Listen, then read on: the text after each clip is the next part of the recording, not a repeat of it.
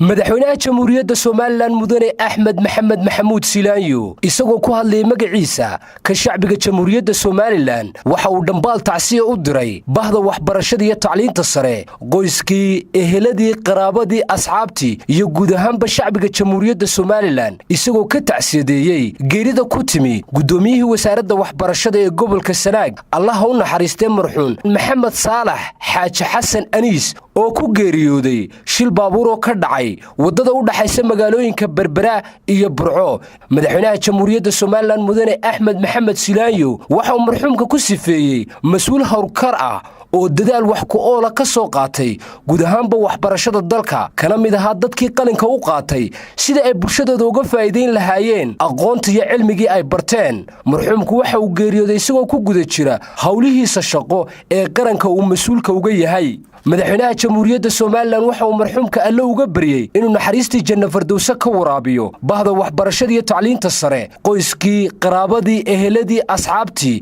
iyo guud ahaanba shacbiga jamhuuriyadda Soomaaliland ee uu ka baxayna uu samir iyo iimaan saadiqa ee baka siiyo inna lillahi wa inna ilayhi raaji'uun